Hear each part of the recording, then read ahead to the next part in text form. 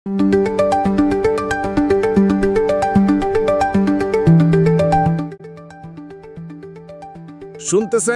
Screw driver news. আজকে লয়ে আইসি জয়পুরহাট থেকে রাজনীতির গরম বাতাস। আরে ভাই, এনসিপি মানে জাতীয় নাগরিক পার্টি, এই পার্টির আহ্বায়ক নাহিদ ইসলাম সোজা কয়ে দিছে, শুধু হাসিনার পরিবর্তন না, আমরা চাই দুর্নীতিবাজ আর মাফিয়াদেরও মুক্ত দেশ।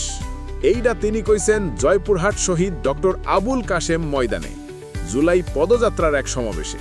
তার ভাষ্য অনুযায়ী, সংস্কার ছাড়া নির্বাচন চাই না, বিচার ছাড়া শাসন চাই না, নতুন সংবিধান ছাড়া নতুন দেশ গঠনও সম্ভব না।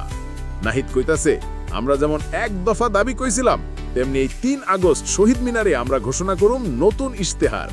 এই ইশতেহারে থাকব বিচার, সংস্কার, নতুন সংবিধান আর দেশ পুনর্গঠনের রোডম্যাপ।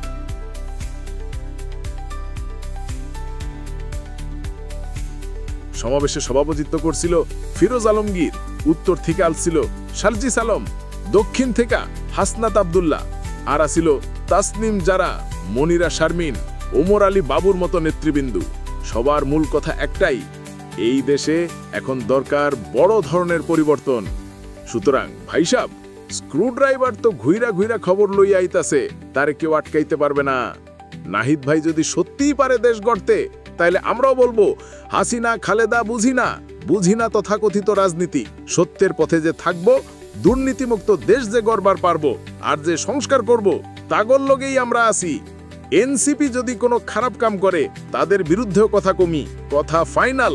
এইটা স্ক্রু ড্রাইভার ঘুরাই ঘুরাই খুইজা আনি খবরের প্যাস। তথ্য বিকৃতি ছাড়া ব্যঙ্গ থাকলেও সত্য থাকবে ঠিকঠাক।